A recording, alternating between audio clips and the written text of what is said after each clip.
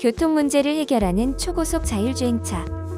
모든 차는 운전자 없이 자율주행되며 차량 출발 시는 시스템의 통제를 받는다.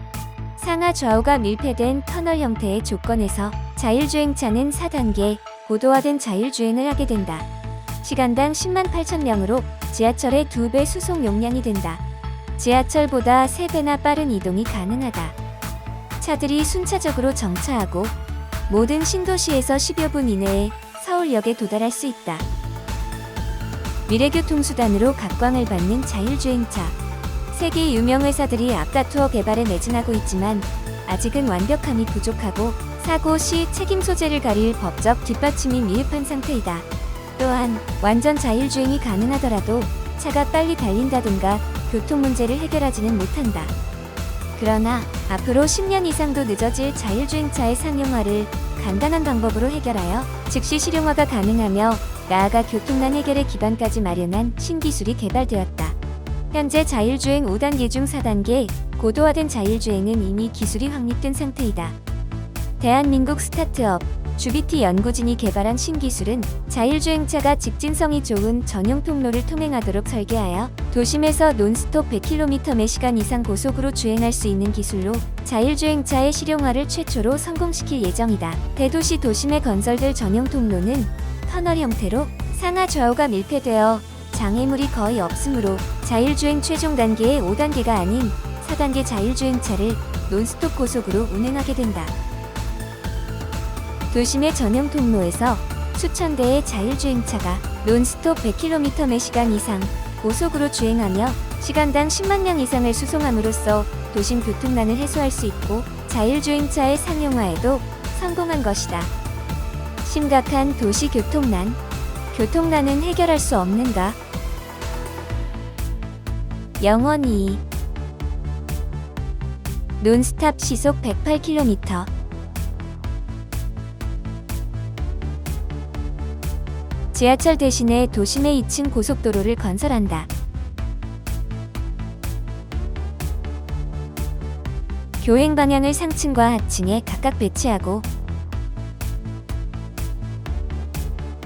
도심에서 논스탑 고속으로 고빈도 운행을 하게 된다. 고빈도 운행하던 차들은 지선으로 분기하여 정차하고 승하차하게 된다. 인공지능 컴퓨터로 충돌 및 정체는 사전에 차단한다. 승객들은 병렬 배치된 승강대에서 승차하고 순차적으로 출발하게 된다. 분산된 터미널에서 출발한 차들은 본선으로 모여서 고빈도 운행을 하게 된다.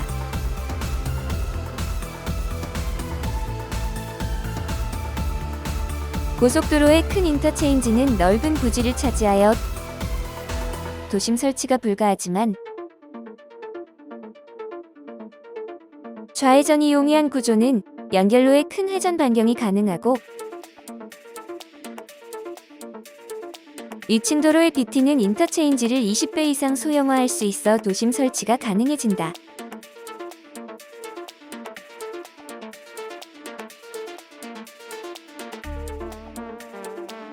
BT는 도심의 교차로에 딱 들어맞는 마름모 형태의 교차로를 설치하게 되며 대도시 도심의 넓은 도로를 따라 고가 혹은 지하로 많은 교차로가 있는 2층 도로를 건설하게 된다.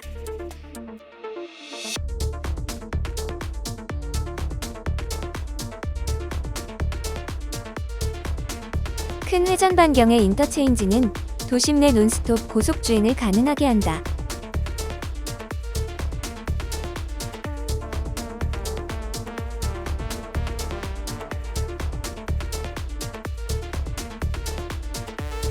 BT의 차들은 모두 자율주행차로 운행하게 되며 자율주행차는 도심에서 논스탑 고속 주행할 수 있게 된다.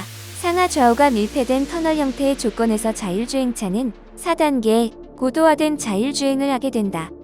나중에 자율주행차가 5단계 완전 자율주행이 된다고 해도 승객은 택시를 타고 다니는 것보다 나을 게 하나도 없다.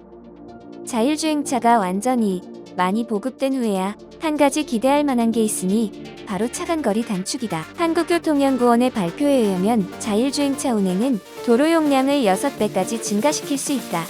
자율주행차는 공주거리가 짧아 안전거리를 10m까지 줄일 수 있다. 그래서 자율주행차만 운행하는 BT는 대용량 수송이 가능해진다. 2층 도로에는 지하철과 달리 지하철역이 없으므로 논스톱 고속주행이 가능하다. 고속주행 후 고속도로처럼 인터체인지에 연결된 지선의 끝에 설치된 터미널에서 정차 및 승하차를 하게 된다. 목적지에 도착한 자율주행차들은 터미널의 승강대에서 정차 및 승하차를 하게 된다.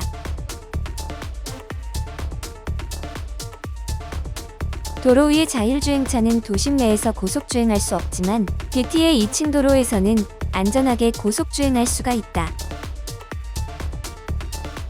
모든 차는 운전자 없이 자율주행되며 차량 출발 시는 시스템의 통제를 받는다.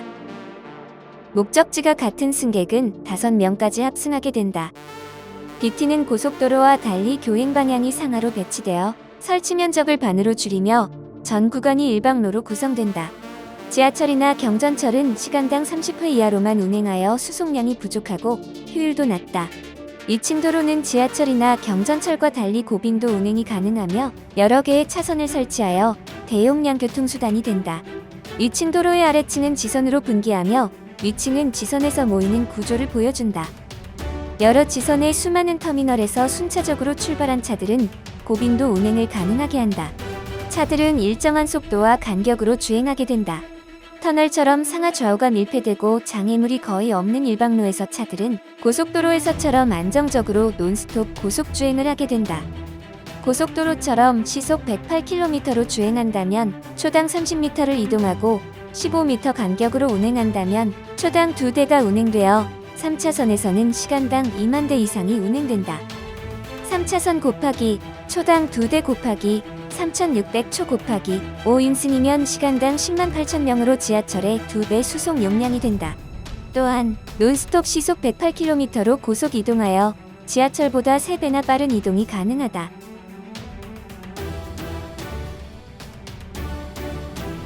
인터체인지의 연결로 중 한쪽은 상하가 엇갈리게 연결해야 방향이 맞는다. 시간당 10만 8천 명의 용량이 부족할 수도 있으나 5인승 차 대신 10인승 차를 운행하면 용량은 2배가 되고 운행 간격을 반으로 좁히면 다시 2배가 되어 같은 시설로도 시간당 40만 명까지의 용량으로 운영할 수가 있다. 시간당 최대 40만 명의 용량을 채우기에는 승객이 부족할 것이므로 건설되는 도시의 교통량에 맞게 용량을 조절하면 된다. 터미널이나 차량 수는 운영 중에도 수시로 확장하거나 줄이는 것도 가능하며 2층 도로는 연속으로 연장 및 연결을 할 수 있다. 자율주행차의 큰 장점은 사고 시 공주거리가 짧아 즉시 제동이 가능하므로 차간 거리를 최소로 좁힐 수 있다는 것이다. 자율주행차들이 일정한 간격과 속도로 주행하여 최고의 승차감을 가질 것이며 모든 승객은 좌석제로 운영되어 편안하면서 쾌적한 이동을 할 수 있다. 고빈도 운행하던 차들은 지선으로 모두 분기 후 감속하여 목적지 터미널에 정차 후 승하차하고 다시 본선으로 되돌아간다. 차가 터미널의 승강대에 정차하면 스크린 도어와 차 문이 열리고 승객이 하차하며 차들은 승객을 태우거나 빈 차인 채로 다음 목적지를 향해 출발한다.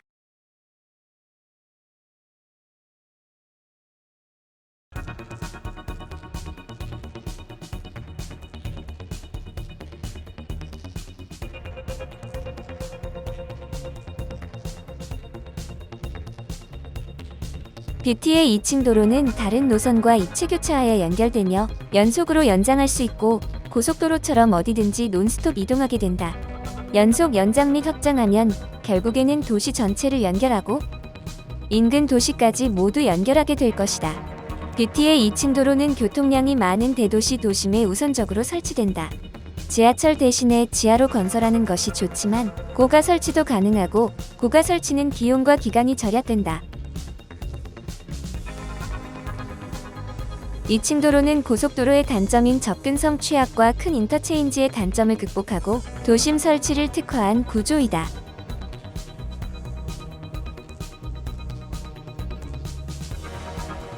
일정한 속도와 간격으로 주행하는 차들은 너무도 안정적이고 여유가 많다.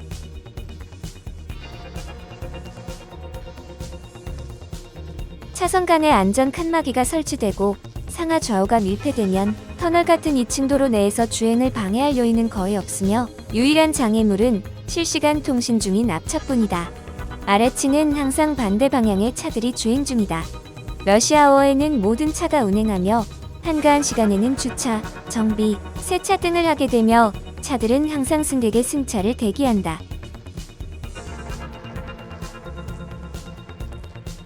뷰티의 2층 도로는 도심 넓은 도로의 중앙에 교각을 세우고 그 위에 건설하거나 그 지하에 건설하게 된다.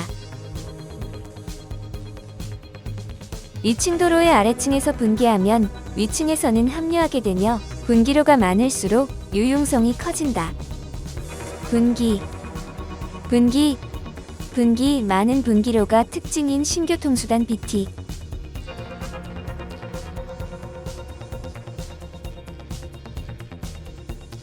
지선 정차 방식은 본선에서 정차하느라 시간당 30대 이하의 급저빈도 운행을 하는 철도나 궤도 방식의 단점을 개선한 방식으로 이미 고속도로에서 이 같은 구조를 통해 고속주행 및 고빈도 주행을 하고 있다. 인터체인지를 통해 정차할 차와 고속주행할 차가 나뉘며 지선으로 분기한 차들은 각자의 목적지 터미널로 분기하여 정차하고 승객은 하차 혹은 승차를 하게 된다. 터미널은 본선을 향해 여러 개의 승강대가 병렬 배치되어 있어서 연속으로 들어오는 차들이 순차적으로 정차하고 역시 순차적으로 출발할 수 있다. 차들은 뉴턴 구간에서 방향을 바꾸어 들어온 도로의 위층 혹은 아래층을 통해 다시 본선으로 나가게 된다. 지하철역과 비교하면 10분의 1 내지 100분의 1 크기의 소형 터미널은 다양한 형태와 크기로 교통 발생 지점에 설치된다.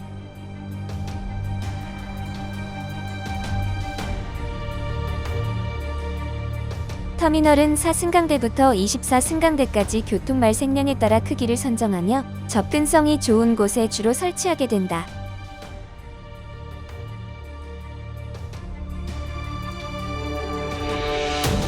평면 터미널은 10평 이하의 좁은 공간에도 설치 가능하며 건물 외부에 설치하는 것도 가능하다.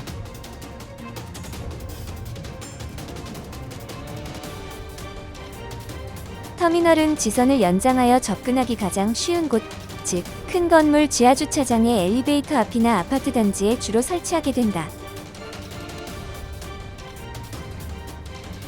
작은 빌딩은 4개 빌딩당 하나의 터미널을 설치하는 식으로 도심 내 거의 모든 빌딩을 뷰티 교통망에 연결할 수도 있다.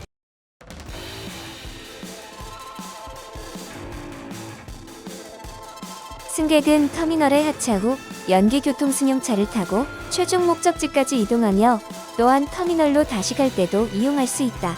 주차장에 주차해 놓은 자가용 승용차를 타고 갈 수도 있으며 그 외에도 자전거, 킥보드, 스쿠터, 카트와 렌터카 등을 이용하여 바로 문 앞에서 문 앞까지 이동하는 도어-투-도어 서비스를 실현한다.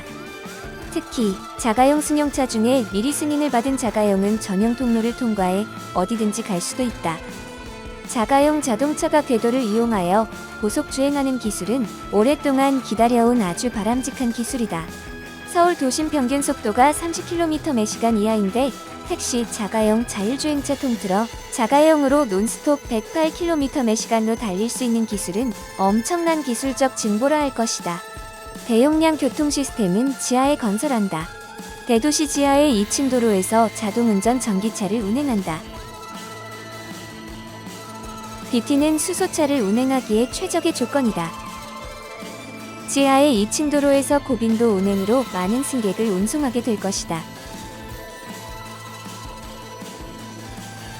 초고속 대용량 도시교통 시스템 뷰티의 기술을 요약하면 다음과 같다.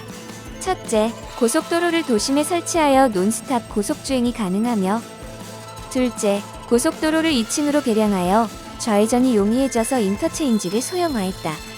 셋째, 많은 인터체인지와 많은 터미널을 설치하여 고빈도 운행이 가능해졌으며 넷째, 자율주행차의 운행으로 차간 거리를 축소하여 대용량 교통수단이 되었다. 간단히 얘기하면 고속도로를 도심에 설치하고 자율주행차를 운행하니 고빈도 운행에 의한 대용량 교통수단이 되었다는 것이다. 고속도로, 자율주행차, 대용량 교통수단.